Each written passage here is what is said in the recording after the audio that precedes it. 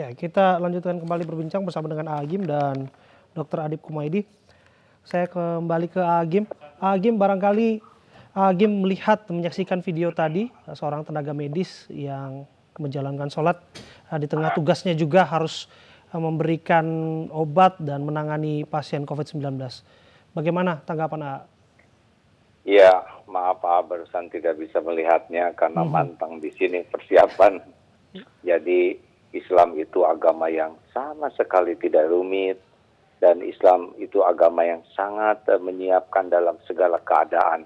Sepanjang niatnya sungguh-sungguh ingin mendekat kepada Allah, maka fasilitas ibadah dalam segala kondisi yang darurat sekalipun sudah disiapkan.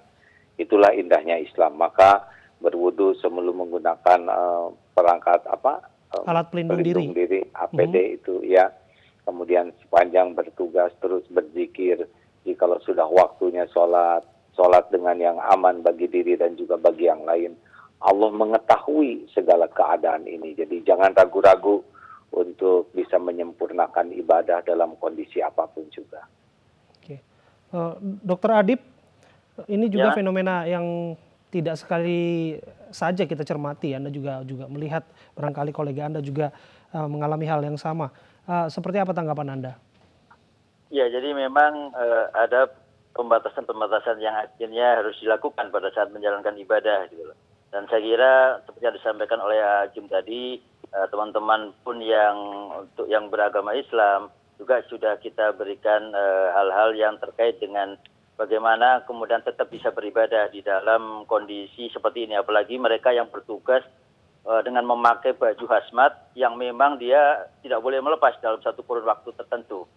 Dan saya kira teman-teman sudah kita sampaikan juga hal-hal yang terkait dengan syar'i yang kemudian mereka tetap bisa menjalankan ibadah dengan baik gitu. Oke. Boleh sedikit menambahkan, Pak? Boleh, maaf, silakan memotong. Kita Bahkan ibadah dalam situasi seperti ini, para petugas yang di garis depan itu kan luar biasa tekanannya ya. Saya bisa membayangkan itu situasi yang sangat berat kalau sini tidak seberat yang di depan, jauh ya. Nah justru ibadah itu yang akan membuat teman-teman itu punya kekuatan, punya ketenangan, punya ada perlindungan, dan ini menjadi sangat-sangat penting sekali.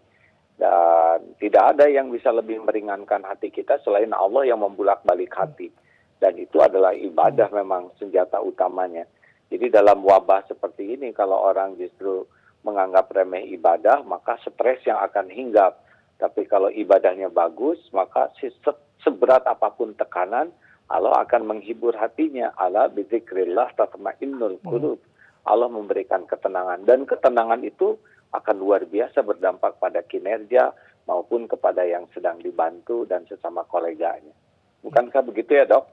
Betul, terima kasih banyak, Mas Wisnu.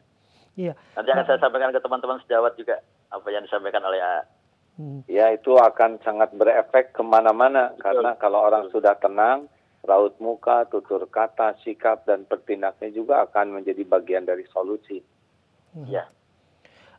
Agim, terselip juga sesungguhnya ada kekhawatiran di tenaga medis tatkala ada 1-2 kasus yang mana jasad teman-teman mereka yang sudah pergi terlebih dahulu ini ditolak begitu.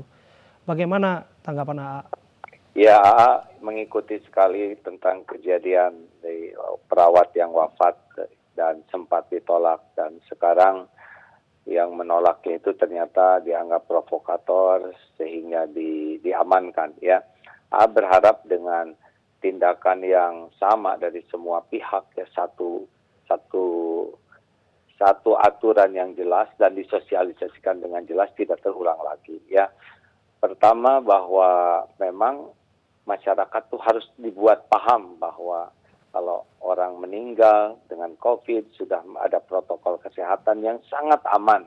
Kalau di luar negeri itu katanya diberi sertifikat sehingga mau dikubur dimanapun di tempat yang memang ditentukan aman, sudah harusnya tidak ada jadi masalah.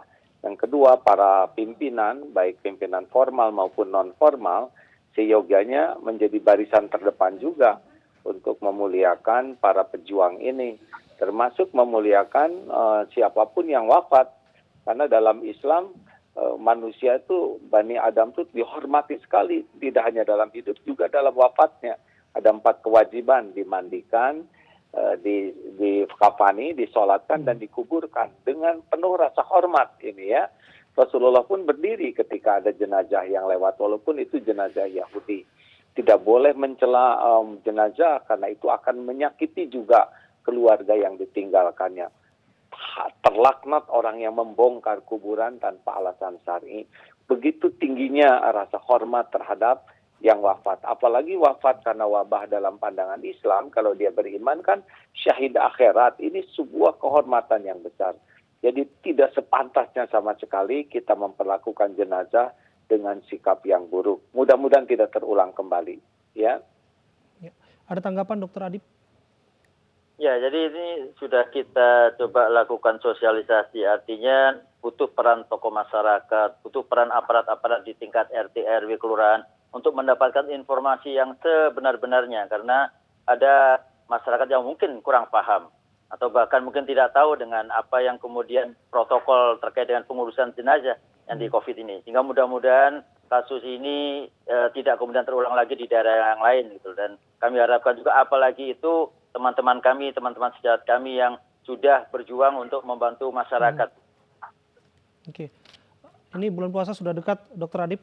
Kalau tadi saya sudah ulas dengan Agim bagaimana masukan Agim, bagaimana masukan Anda untuk bagi semua yang harus menjalankan ibadah puasa di tengah COVID-19 seperti ini? Ya, jadi referensi ilmiah sudah membuktikan bahwa puasa itu menyehatkan tubuh kita. Dan itu semakin memperkuat sebenarnya pada saat kemudian kita bicara sekarang itu adalah Ramadan, bukan menjadi penghalang kita untuk kemudian meninggalkan ibadah.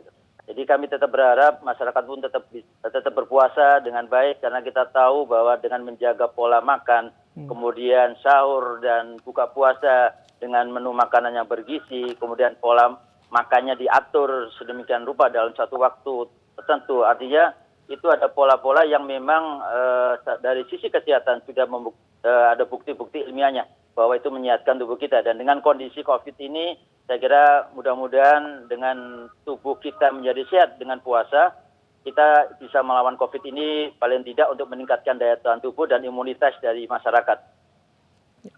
Ada tanggapan, A? Ya, begini ya, setiap kali perintah ibadah itu pasti untuk kebaikan kita. Tidak hanya kebaikan lahiriah, juga kebaikan batiniah. Tidak hanya untuk kebaikan urusan dunia, tapi juga kebaikan untuk urusan akhirat. Jadi ketika bulan Ramadan ini seharusnya nih ya, kalau kita sungguh-sungguh semuanya melaksanakan dengan penuh kesungguhan, keikhlasan, itu baik secara medis maupun secara ruhiyah, itu akan sangat menguatkan seseorang.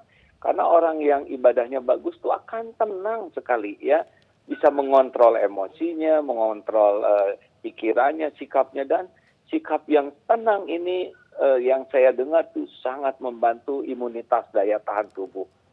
Ditambah lagi dengan husnuzon kepada Allah, berlindung ke Allah, itu membuat tubuh ini lebih fit ya, terlepas dari takdir harus sakit dan harus meninggal, itu urusan Allah.